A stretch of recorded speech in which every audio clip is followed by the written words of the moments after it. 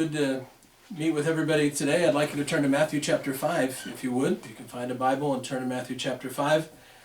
We're going to continue in our series that we've been looking at in regards to the life of Christ and the Sermon on the Mount. It's Matthew 5, 6, and 7. And again, I hope everyone is doing well. And if you know of anybody who needs any assistance, please call the church, let us know. I will be here most every day, about 9 in the morning to about 2 in the afternoon. So please call and let us know. We can get some groceries for you, get some supplies, anything you might need. Please just give us a call. Let us know if you have a problem or difficulty or even a prayer request. It would be great. The cases of the coronavirus continue to increase day by day, so I think we still have a long way to go as far as our quarantine is concerned. And so I'm going to try to have a series of messages, try not to make them more than 10 or 15 minutes in length, so you can watch them at your leisure. And again, we're going to do the best we can with the help that I have. Our Christian school, we are doing most of our things online with the Christian school. The teachers are busy trying to get information to the kids, so school-wise everything seems to be going well. And we're trying to prepare our kids for the next grade and not just give them busy work. Some of our teachers are doing things through Zoom, and a Becca book has given us access to all their videos at no charge, so we're able to work with the students that way as well. Again, this is early in Jesus' ministry, Matthew chapter 5, Sermon on the Mount. He's talking to just his 12 disciples. And the question is, what does it mean to be a disciple, or what does it mean to be a follower of Christ? And Jesus explains the fact that God is looking at the heart, and he's looking at the attitudes of believers, not just the actions. The Pharisees were great at externals. In the eyes of people, they looked to be the model of spirituality or the model of righteousness. But Jesus says, I'm looking for more than that, and Jesus was looking for the heart. Also mentioned the fact early in the chapter that you can't enter God's kingdom by good works or by obedience to the law. God's standard for righteousness cannot be attained by man. And where we are in our study is Jesus gives 6 illustrations of the fact that it's not just keeping the law, it's keeping the intent of the law. And even if you kept the law, there's still the matter of sin is a matter of the heart. And the first one that we looked at, and we've already seen before, is the idea of thou shalt not kill. Verse number 21 of chapter 5 of Matthew says, You've heard that it hath been said of them of old time, thou shalt not kill, but whosoever shall kill shall be in danger of judgment. And so we've looked at that one, and it says thou shalt not kill, and he says more specifically, behind it is don't be angry with another person just because of your own selfishness. Don't belittle someone, somehow thinking that you are superior to them. And don't hate a person so much that you would desire another person to suffer in hell forever. And Jesus speaks about the fact that things need to be right on a human level before we can even have a right relationship with God. He talks about the fact that if you come and you want to have a relationship with God and you realize that there's something wrong between you and someone else, you need to get that fixed. Simply, if you're not in the wrong, or at least you don't think you're in the wrong, it's still a good idea to be the first one to seek reconciliation. And if the possibility exists you are the one that is at fault, then you need to be fast in making restitution and reconciliation. What we want to look at today, or this afternoon, whatever you may be watching this, is thou shalt not commit adultery. Verse number 27, chapter 5, verse 27. It says, You have heard that it hath been said by them of old time, thou shalt not commit adultery. But I say unto you, that whosoever looketh upon a woman to lust after her hath committed adultery with her already in his heart. If thy right eye offend thee, pluck it out, and cast it from thee. For it is profitable for thee that one of thy members should perish, and not that thy whole body should be cast into hell. And if thy right hand offend thee, cut it off, and cast it from thee. For it is profitable for thee that one of thy members should perish, and not that the whole body should be cast into hell. He starts out again in verse number 27 by saying, you know the commandment. You know what the commandment says, and that's commandment number 7, thou shalt not commit adultery. But again, in the same way as when he said thou shalt not kill, there's multiple facets to that idea of thou shalt not kill. There's murder, there's accidental death, there's neglect, There's to be killed by an animal or an animal that is in your possession type of thing. And so there's all kinds of other subpoints underneath the main point of thou shalt not kill. There's also many subpoints under the idea of thou shalt not commit adultery. Typically when we think of adultery, we think of the idea of a man stealing another man's wife. But it's not just that. It's covering all the things that have to do with sexual things that are unpleasing in God's sight. Stealing a wife, sex before marriage, rape, incest, any kind of sexual deviation, or even homosexuality. And he says, what causes the problem? You have heard that it has been said, thou shalt not commit adultery. But I say unto you, that whosoever looketh on a woman to lust after her hath committed adultery already in his heart. And it's the idea of looking to lust. God is the one who created sex in the first place. Evolution and atheism are designed to eliminate God from the picture. Evolution is we just got here by accident, happy accident for all of us to be here. Atheism, there is no God. And if there is no God, then then we can make our own rules in regards to sexual relationships and things of that nature. But if there is a God, and if God created us, and if God's the one who created sex and procreation, then he has a right to regulate it. He has a right to make the laws, and he's allowed to make the rules. And his rules are sex between a man and a woman within the boundaries of marriage is what God has established as the rules. If a man eliminates God and just goes from the idea of what feels good to me, or then we give it into desire or lust, and the Bible says this is a problem because the heart of man is deceitful above all things and desperately wicked.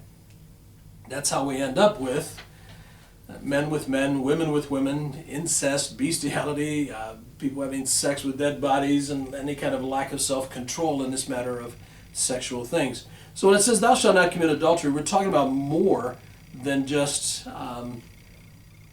stealing another man's wife.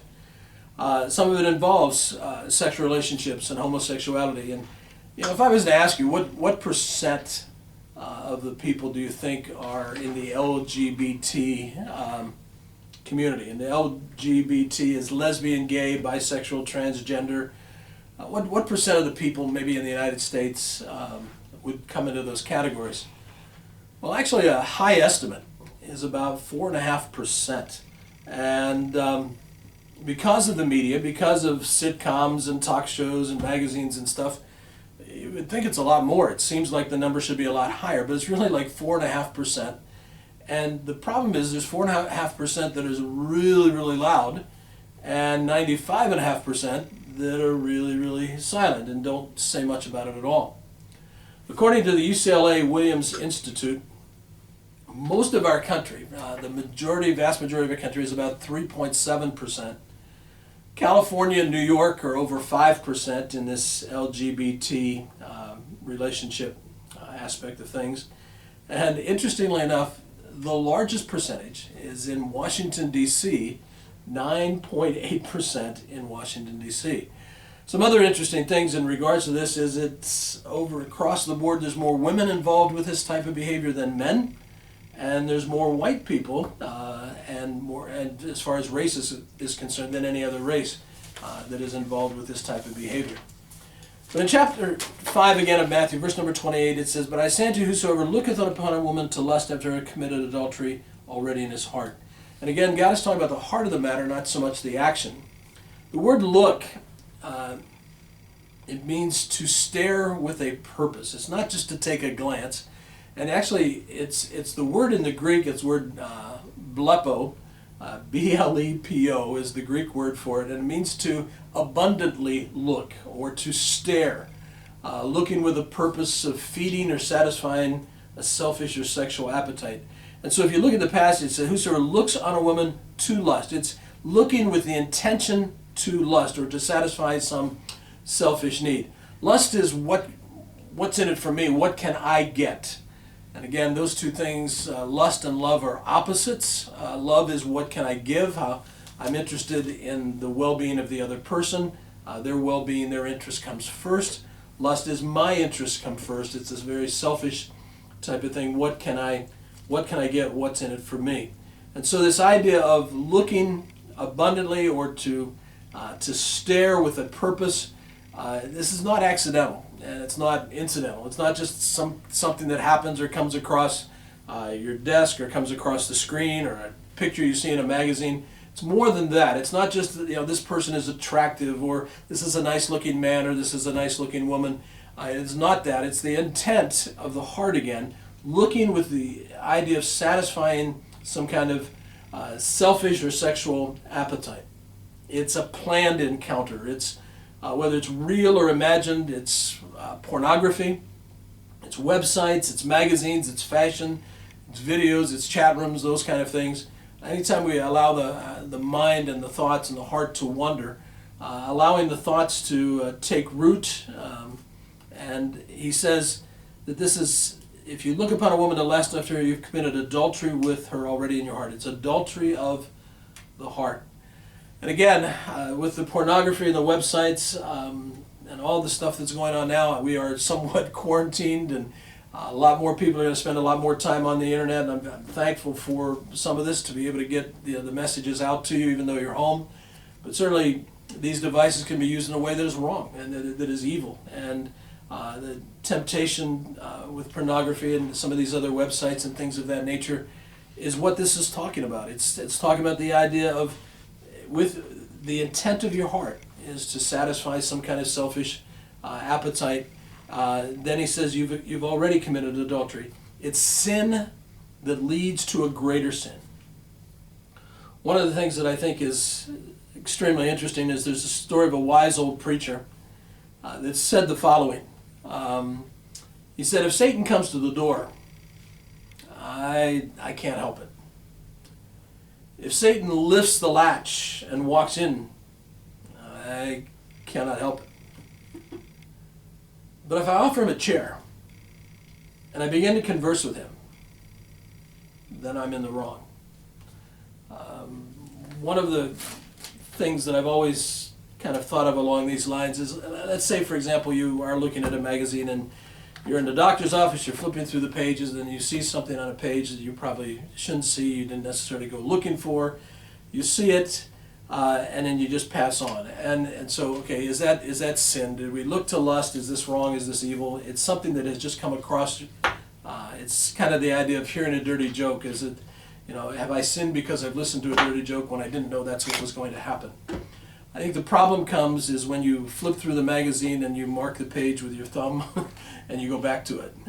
That's where the problem comes. It's when you look with the intent, I've got to go back, I want to see this again, and this is where you let your heart and your mind wander in the wrong place. I want to conclude this with a simple little story that was told to me a long time ago by John Bod in regards to this matter of adultery and looking to lust and so forth. And it was in regards to the subject of David and Bathsheba. And people try to figure out, well, whose fault is this between David and Bathsheba?